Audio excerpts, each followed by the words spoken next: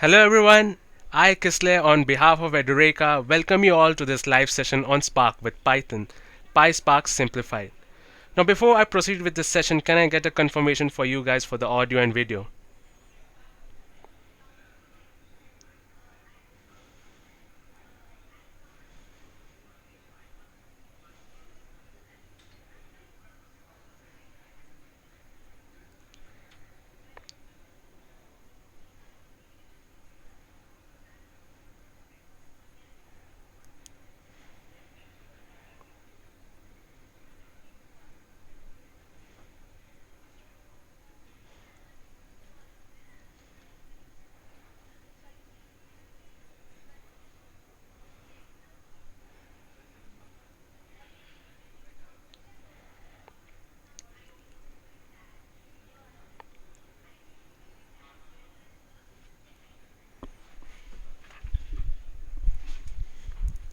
Cool. So one more important thing I wanted to you all of you to know is that Edureka is about to reach 500,000 subscribers on YouTube, and it's all because of you guys that the community is growing at such an amazing rate. So without wasting further time, let's have a look at today's topics. So I'll start off by explaining what exactly is PySpark and how it works. Moving ahead, we'll find out the various advantages provided by PySpark, and then I'll be showing you guys the steps involved in the installation of PySpark on your system. And once we are done with the installation, I'll talk about the fundamental concepts of PySpark like the Spark context, the data frames, RDD, and the MLlib. And finally, I'll close off this session with a demo in which I'll show you guys how to implement PySpark concepts to solve real-life use cases. So before I start off with PySpark, let me first brief you guys about the Spark ecosystem. So as you can see on the screen, the Spark ecosystem is composed of various components like Spark SQL, Spark Streaming, MLlib, GraphX, and the core API component. The Spark SQL component is used to leverage the power of declarative queries and optimize storage by executing SQL-like queries on Spark data, which is present in RDDs and other external sources. Spark Streaming component allows developers to perform batch processing and streaming of data with ease in the same application. Now the machine learning library, which is the MLlib, eases the deployment and the development of scalable machine learning pipelines, and it is one of the most important components of the Spark ecosystem. GraphX component lets the data scientist work with graph as well as non-graph sources to achieve flexibility and resilience in the graph construction and transformation. And finally, the Spark core component. It is the most vital component of Spark ecosystem, which is responsible for the basic I/O functions, scheduling, and monitoring. And the entire Apache Spark ecosystem is built on top of this core execution engine, which has extensible APIs in different languages like R, Python, Java, and Scala. And in today's session, I will specifically discuss about the Spark API in Python, which is popularly known as PySpark. Now let me give you a brief introduction to PySpark. As we already know, PySpark is a collaboration of two powerful technologies, which are Spark, an open source cluster computing framework built around speed, ease of use, and streaming analytics, and Python, which is a general purpose high level programming language. It provides wide range of libraries and is majorly used for machine learning and real-time streaming analytics, which gives us PySpark, which is a Python API for Apache Spark that lets you harness the simplicity and the power of Apache Spark in order to tame big data. PySpark also lets you use the RDDs and comes with a default integration of Py4j library. We'll learn about RDDs later in this video. Now that you know what is PySpark, let us see the advantages of using Spark with Python. Now, as we all know, Python itself is very simple and easy. So when Spark is written in Python, it makes Apache Spark quite easy to learn and use. And moreover, it's a dynamically typed language, which means RDDs can hold objects of multiple types. Not only this, it also makes the API simple and comprehensive. Now, talking about the readability of code, the maintenance, and the familiarity with Python API for Apache Spark, it is far better for Python than other programming languages. Python also provides various options for visualization, which is not possible using Scala or Java.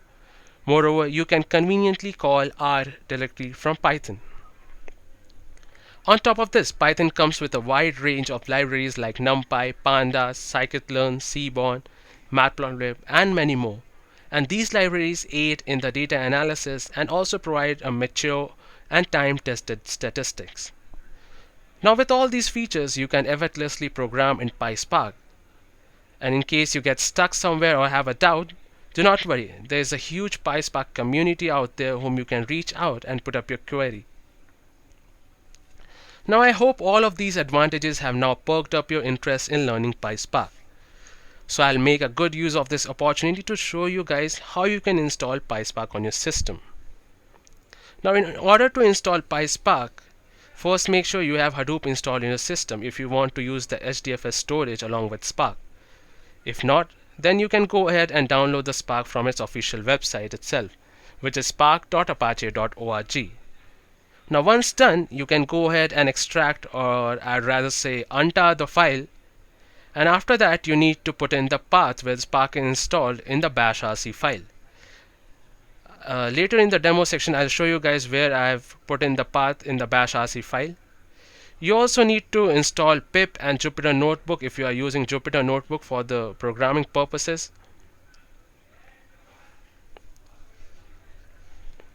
Now, when we talk about Spark, there is often the use of the term Spark context. So, Spark context is the heart of any Spark application. It sets up internal services and establishes a connection to a Spark execution environment. Through a Spark context object, you can create RDDs, accumulators, and broadcast variables, access Spark services, run job, and do much more. It allows the Spark driver application to access the cluster through a resource manager, which can be Yarn or Spark's cluster manager. The driver program then runs the operation inside the executors on worker nodes, and Spark context uses the Py4j to launch a JVM, which in turn creates the Java Spark context. Now in earlier versions of Spark, that is before 2, Spark context, streaming context, and the SQL context all were to be invoked separately.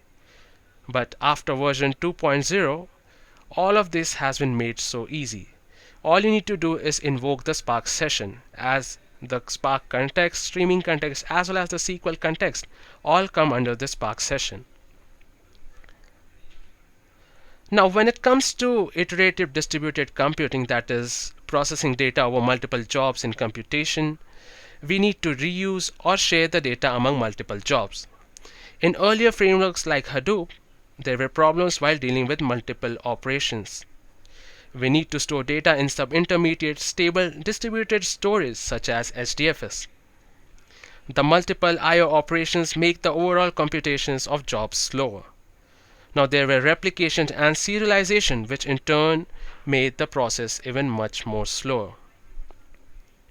Now the goal here was to reduce the number of input-output operations through HDFS. Now this can only be achieved through in-memory data sharing, as it is 10 to 100 times faster than the traditional network or disk sharing. RDDs try to solve all of these problems by enabling fault-tolerant, distributed in-memory computation. So let's understand what are RDDs. Now RDD stands for Resilient Distributed Data Sets. They are considered the backbone of Spark, and it is one of the first fundamental data structures that can handle both structured as well as unstructured data. Now data in an RDD is split into chunks based on a key and then dispersed across all the executor nodes, and RDDs are highly resilient, which means that they are able to recover quickly from any issues as the same data chunks are replicated over multiple executor nodes. Thus, even if one executor node fails, another will still process the data. Now this allows us to perform functional calculation against our data sets very quickly by harnessing the power of multiple nodes. Now talking about RDDs, it supports two types of operations, namely the transformations and the actions. Now, transformations are the operations which are applied on an RDD to create a new RDD. Now, these transformations work on the principle of lazy evaluation. What it means is that when we call some operation in RDD, it does not execute immediately. Spark maintains the record of which operation is being called through a directed acyclic graph, also known as DAG. And since these transformations are lazy in nature, we can execute any operation at any time by calling an action on the data. Hence, in lazy evaluation, data is not loaded until it is necessary. This helps in optimizing the required calculation and the recovery of lost data partitions. Actions, on the other hand, are the operations which are applied on an RDD to instruct Apache Spark to apply computations and pass the result back to the driver. Now let's have a look at few of the transformations and actions. So as you can see, under transformations we have map, flat map, filter, distinct, reduce by key, and the map partitions. And some of the commonly used actions are collect, group by, reduce, group by key, take, and count by value. Now very soon we are going to see how we can implement all of these. But before that, let's have a look at some of the important features of PySpark RDDs. Now RDDs have a provision of in-memory computation. All the transformations are lazy and it does not compute the results right away. RDDs track data lineage information to build the lost data automatically, which implies that it is fault tolerant. Now data can be created or retrieved at any time, and once defined, its value cannot be changed, which implies immutability. Partitioning is the fundamental unit of parallelism in PySpark RDD.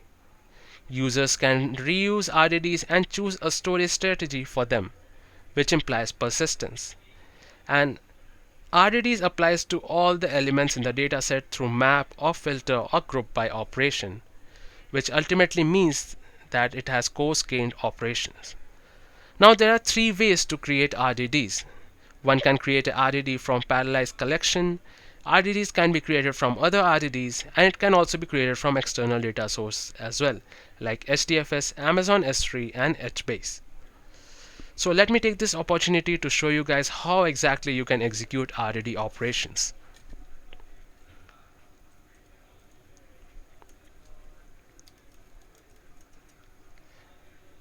So guys, here I'm using a CentOS based system and I have Spark installed in the system. Let me show you guys where exactly do we need to put in the path. So if we open the bash RC file, as you can see here, we have all the path defined for Hadoop, we have path for Java, we have path, similarly we have the path for Spark as well. And just below that you can see we have two more lines which say that the driver of Python is Jupyter and the notebook it will serve. As you can see down later here, you can see we have the Scala and the path for Scala as well. So once you have installed Spark and integrated the Jupyter notebook, all you need to do is write PySpark on your localhost terminal and it will automatically open a Jupyter notebook for you.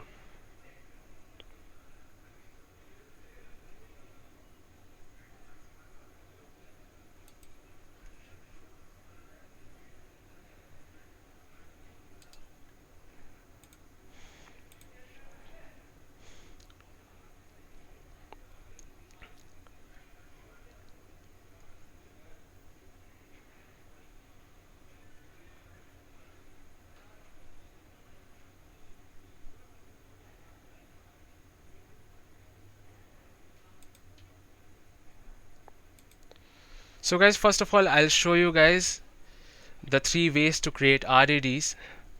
So the first one is to create RDDs from parallelized collection.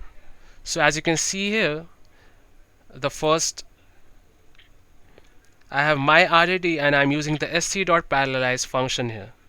So as you can see, I have a list here. The moment I execute this,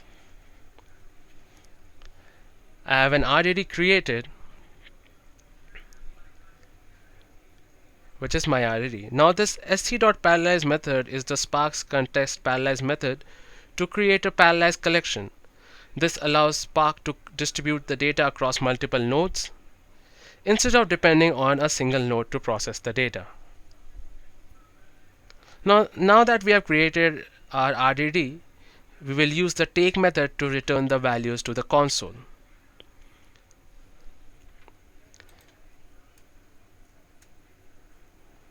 So when I execute my RDD.take, as you can see, we have the output here. Now a common approach in PySpark is to use the collect, which returns all the values in your RDDs from the Spark worker nodes to the driver.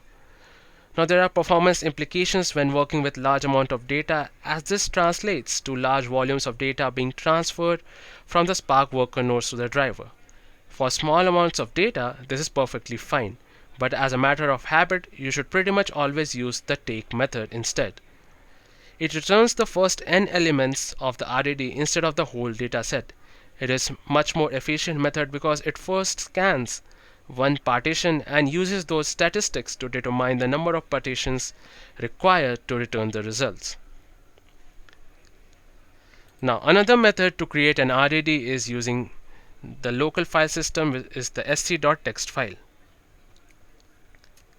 So here I have a sample data, and once it's loaded, if I do the take function, you can see the first 4 elements of this sample data. Now another method to create an RDD is through the CSV files. So here we're gonna use the sc.text file method. Now one important thing to note here is that if you have Hadoop installed and you are installing Spark on top of Hadoop, so by default what will happen is that it will take the path of HDFS. So in order to give the path of the local file system, you need to add file colon and 2 forward slashes to the path of the file. Now here you can see I have given a minimum partition of 4. Now the minimum partition indicates the minimum number of partitions that make up the RDD. The Spark engine can often determine the best number of partitions based on the file size, but you may want to change the number of partitions for performance reason and hence the ability to specify the minimum number. Now here we are using the map function to transform the data from the list of string to the list of list.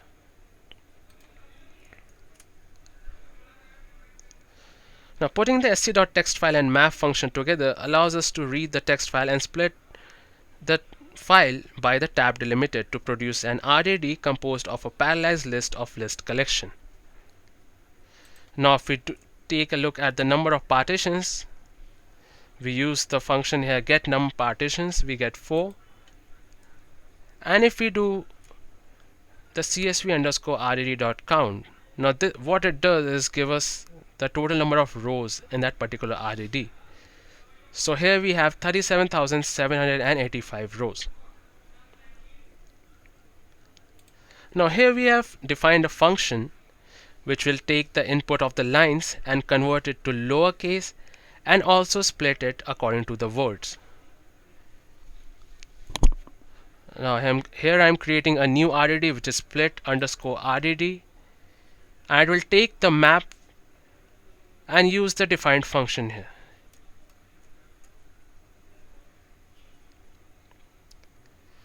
So just remember guys, the new RDD was this one, the contract, transaction and the records of them are among the definite structures.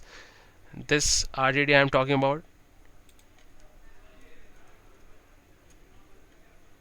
So guys, as you can see here, if we do the take operation on this particular split RDD, you can see all the elements are separated now.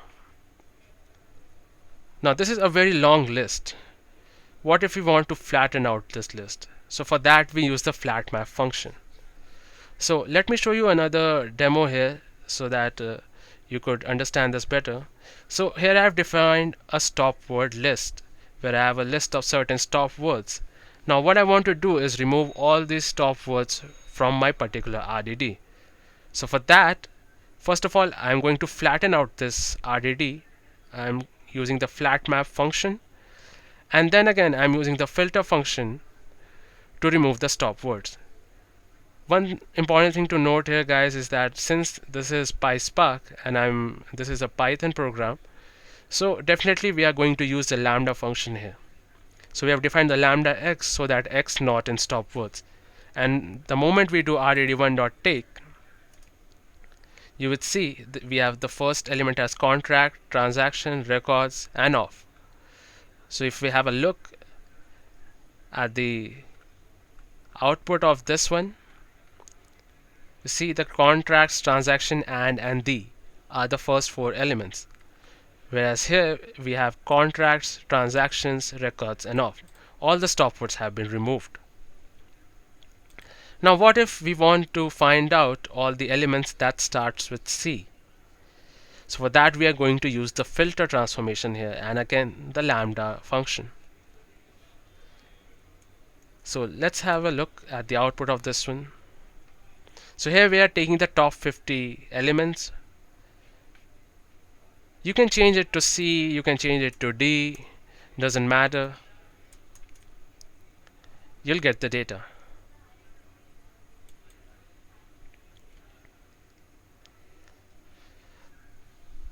Now coming down, here we have another RDD which is RDD mapped, and we are using the group by.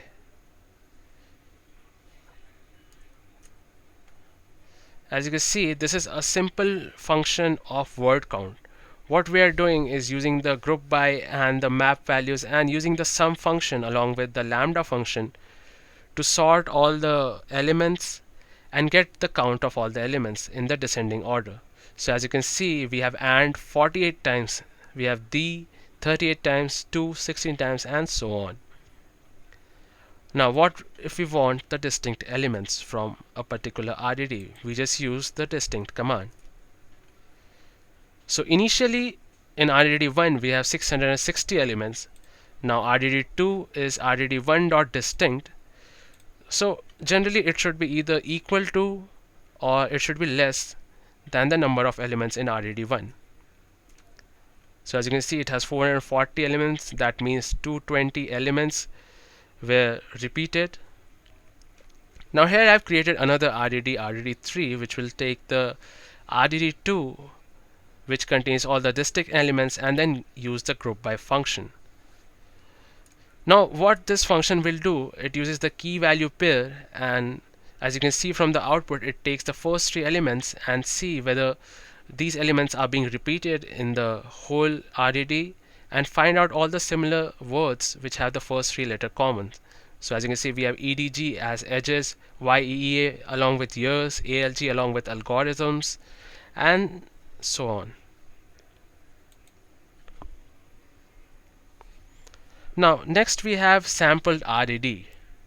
Here we have true, false, and 0.1. So as you can see, what it does is that it takes a sample out of the particular RDD. Now false here I have defined is used for the repetition, as in if we want the values with replacement or without replacement based on the random seed. And the fraction of the data is that 0.1, which tells us that we are using only 10% of the data which we have already. So as you can see guys, we have the sample output of this RDD3, the sample RDD which is off among animals. It's a sample. Now here I'm going to show you guys some of the functions which we can perform on RDDs, which are the mathematical functions. So first I have created two RDDs, A and B, with the list. And firstly I'm going to show you how the join works. So all you need to do is create another RDD C, and we use the syntax A.join.B, and then we use C.collect. So as you can see, we have A 2,9 and B 3,7. Now here I'm also going to create another RDD using the sc.parallelize, and I've given the range of 1 to 5000. And what I'm going to do is that use the reduce function, or I should say the reduce action, along with the lambda function, so that I could get the sum of all the elements from 1 to 5000. So guys, as you can see, the sum of all the elements from 1 to 5000 is this.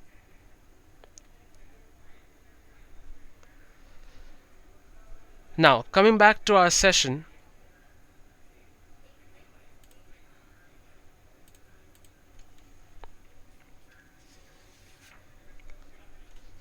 now the concept of data frame comes from the world of statistical software used in empirical research.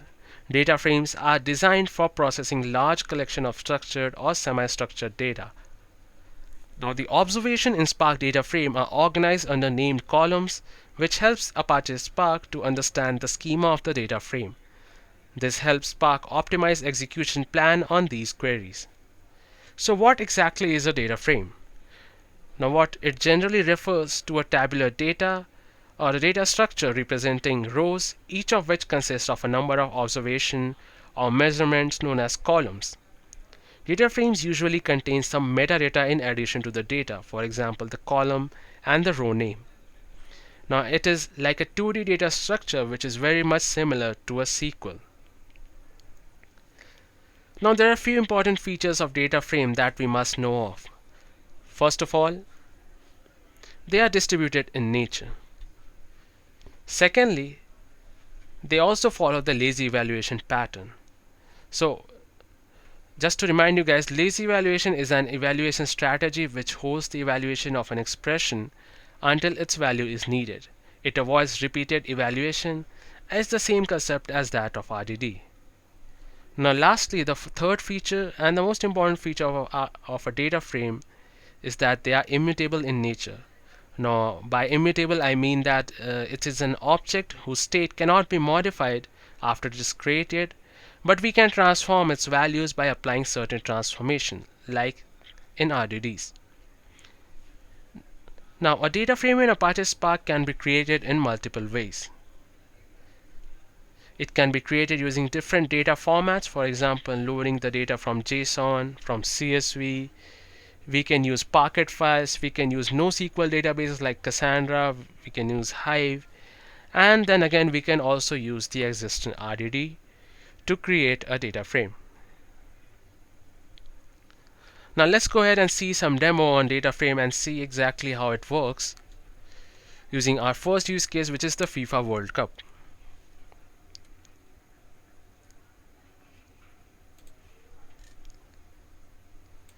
So here you can see guys, I am using the spark.read.csv method, and the same thing applies here, is that by default it takes the path of HDFS, so we need to input the file colon and the 2 forward slashes. Here again I have used the info schema as true and the header as true, so that it will take the first row as the header and it will infer the schema. So guys, as you can see, this is how our dataset looks like. We have round ID, match ID, we have the team initials, we have the coach name, the lineup, the player name, position, and the event. So in order to see the schema of the dataset, we use the print schema command. This will give us the column names along with the integer, the string, and the data type, and it will also tell us whether the particular column is nullable or not. Now to just look at the name of the columns, we use the dot columns method, and here again we have the count method also, which will give us the total number of rows. And if we want to have a look at the number of columns, we use the length function along with the dataframe.columns method. So as you can see, we have 8 columns and 37,784 rows. So next what I'm going to do is use the describe function. So what it does is gives a summary of that particular column.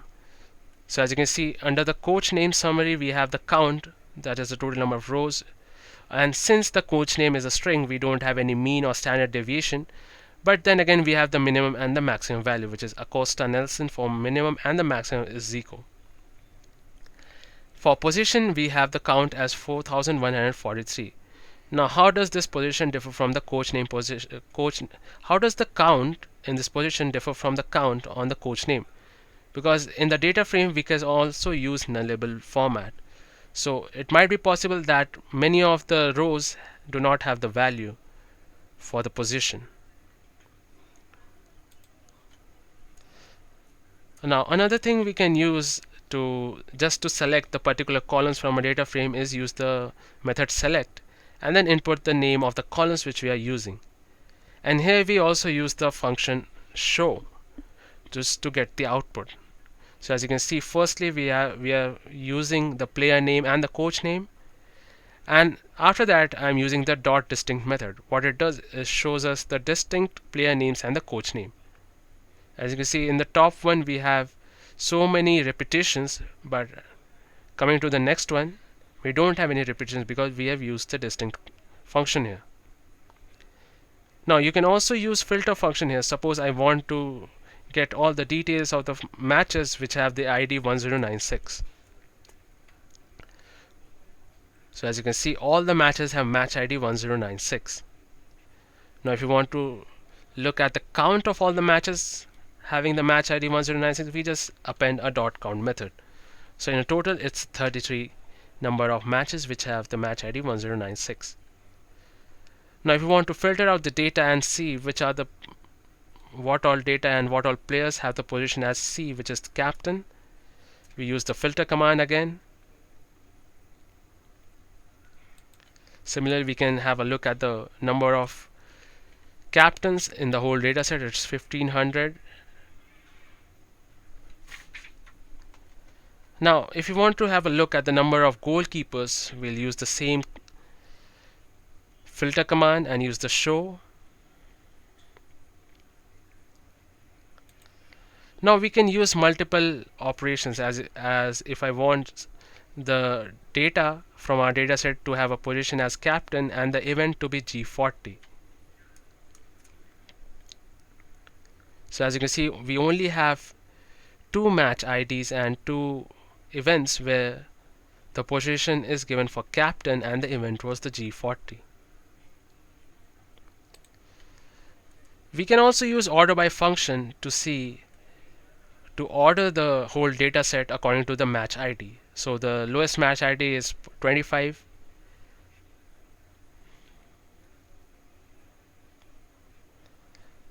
Now our next data set and our next use case is the superhero use case.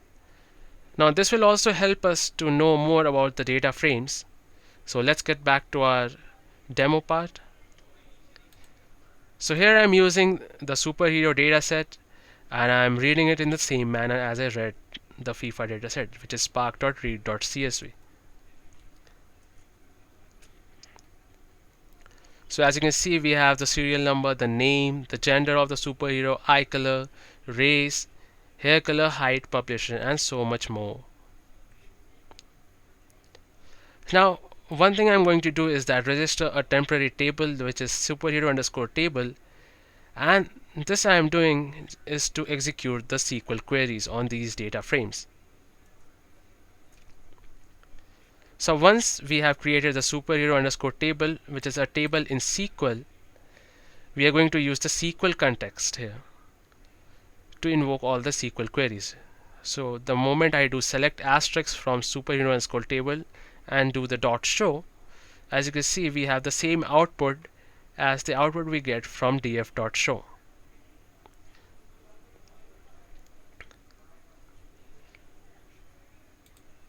Then again, if you want to have a look at the different eye colors from the superhero table, we use the select distinct eye color from superhero underscore table. It's the same as doing any other SQL query. All you need to do is use the SQL context.sql and put in your query, and then again use the show method at the end. Otherwise you won't get the output.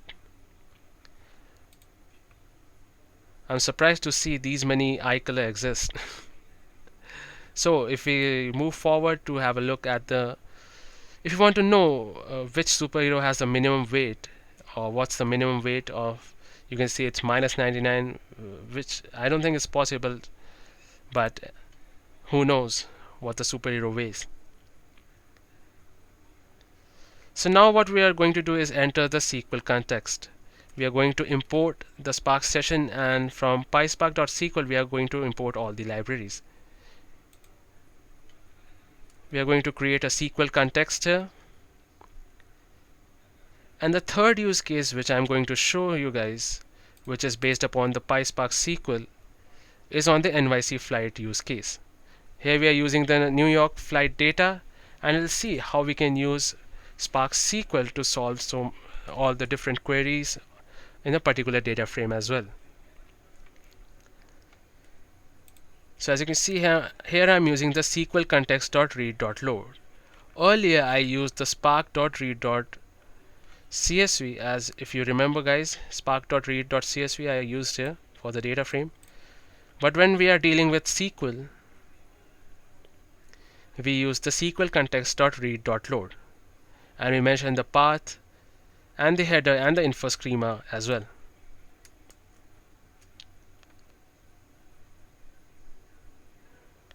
So when we do the data frame.print schema, you can see we have year, month, day, the departure time, the departure delay, arrival time, arrival delay, and so many more attributes. Now what I need to do is, suppose DEST is not known to everybody as destination for some reason. Suppose I want to rename it to destination. What I do is use the df dot with column renamed, and I give the original name of the column and the new name for that column. And then again, if I do the print schema method on this one, you can see the DEST has changed to destination. Now here I am creating another data frame which will select only the flight, the origin, the destination, and distant, and that too will be distinct.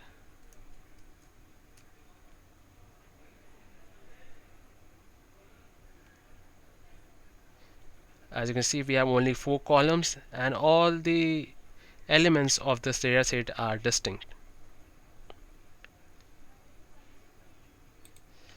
Now here we are going to sort the data frame in the ascending order. So for that I'm going to import the ASC, and we are going to use the sort function here.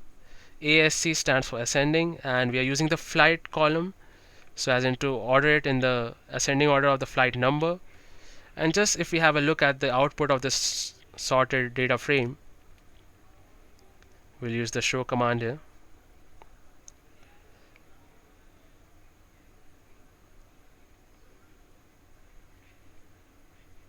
So as you can see, this is the output of the sorted data frame. It's a little hazy and not in a perfect format.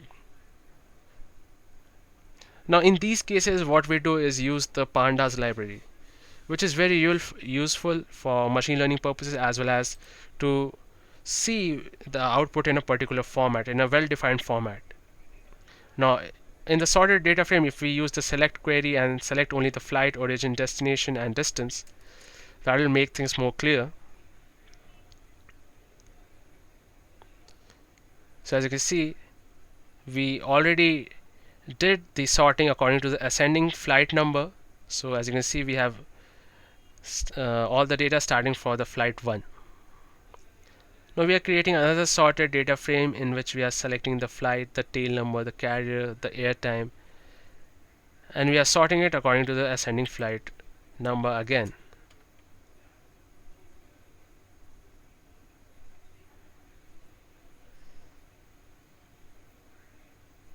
Now next, if I want to see how many rows are there in this particular data frame, then again I use the dot count function.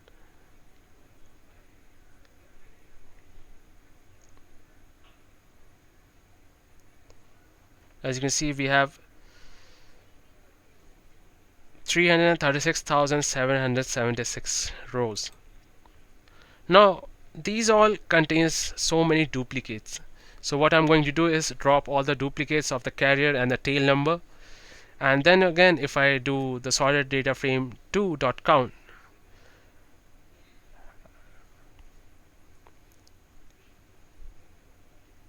the number for this one would be, I guess, lower than the expected 336,000.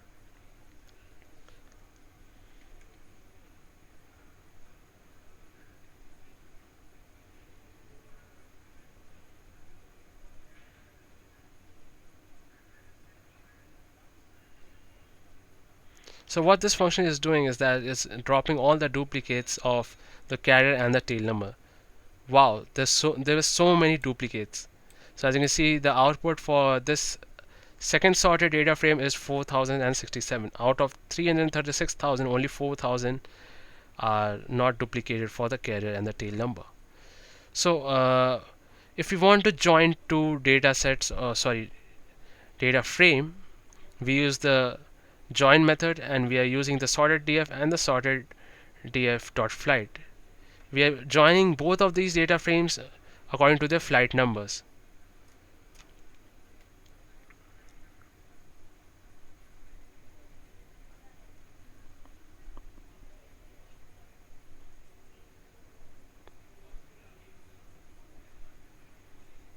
Now another implementation of I should say select is also where. So where also serves the same purpose. It's just that you explicitly tell what exactly are you looking for. So here I have given the column origin is equal to GFK, MCO and EWR. So it will show me only those data which have the column origin as JFK, MCO and EWR, or EWR, I'm sorry. Now sometimes it takes a little bit longer than expected to execute all these programs, because as you know, we are processing big data right now. So 336,000 rows, that's a lot of rows. So then again, if we use the where function here, so as you can see under origin, here we have only JFK, MCO and EWR. You can see we have EWR, JFK, mostly from JFK only. And if you want to know the average distance and the aggregated average of that particular distance, as you can see, the row average distance is 1039. So guys, this is it. I hope you guys enjoyed this session and you came to know more about PySpark, how it works, the various components of Spark ecosystem, which are the Spark SQL, the Spark Streaming, the MLlib, GraphX, the core API component. I hope you got to know about RDDs and data frames and the PySpark SQL. And let me show you guys a huge offer which is going on right now on the Edureka website. So it's a triple bonanza offer. So it's 20% plus 20% cashback plus one self-paced course free, and is valid only till the 31st August. So guys, if you want to enroll for any course, this is the right time to enroll for the course. Thank you so much for watching.